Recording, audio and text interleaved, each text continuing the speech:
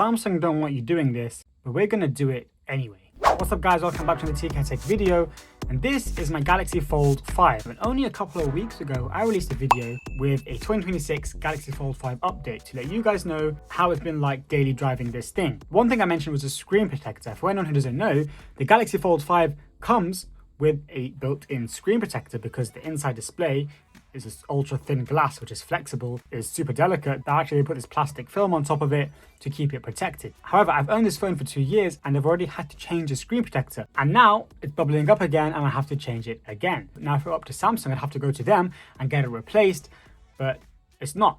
So I went on Amazon and I found an internal screen protector, and I'm specifically looking for one that comes with like a frame or something to help me install it so that I don't mess it up. And this was £17, so maybe 20 something bucks. But can you really peel this off yourself? It's definitely thicker than normal screen protectors, and I really don't want to damage the actual display. This feels super wrong to do. It doesn't feel like a screen protector. It actually feels like a really thick piece of plastic.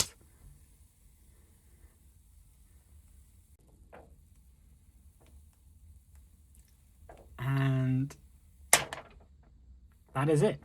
Although I'm really tempted, I really don't want to touch this screen because I'm trying to reduce any fingerprints or smudges on it. So like I said, this is the screen protector that I got.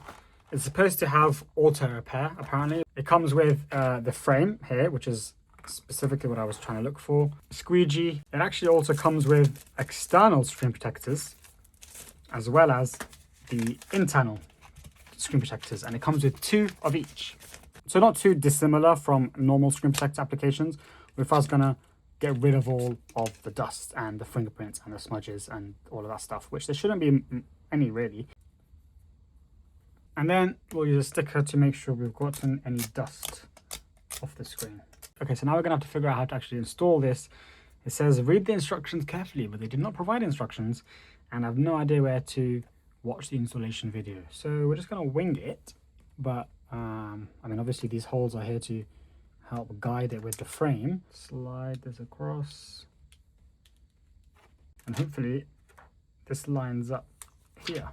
Although it's looking very bubbly right now, so I'm hoping these go. And I'm just going to try and squeege it.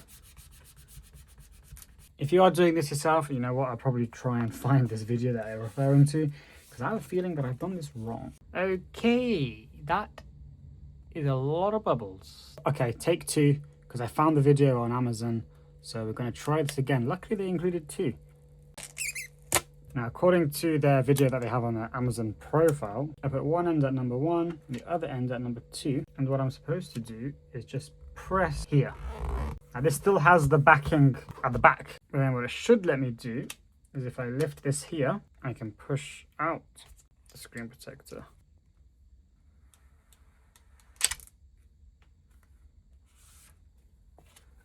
And do the same on this side.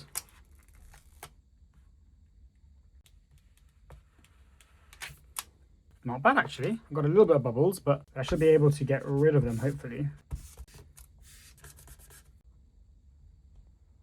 It was at this point that I did something which I didn't realize actually messed up the screen. Turns out you really shouldn't be pressing on this screen with your fingernail, because this is what I found afterwards. I didn't notice it at first, but very quickly I realized I had actually killed off some pixels just by pressing too hard on the OLED display. So Samsung really aren't joking around when they say not to press with your fingernails on this display. But for the remainder of this video, I actually have no idea that I had just done this.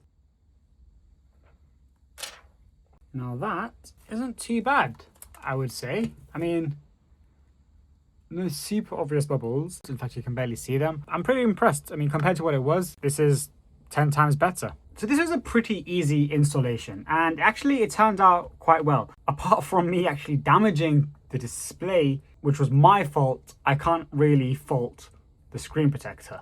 If you are going to do this, don't use your nails. Use the squeegee thing it comes with, and you'll be all right. All right, guys, I hope you enjoyed this video. I hope you found it useful. At least it busts Samsung's myth that you can't take off this inbuilt factory screen protector, because you definitely can. That's it from me. Give a like and subscribe if you enjoy this kind of content. Leave a comment below if you've got any thoughts, and I'll see you on the next TK Tech video.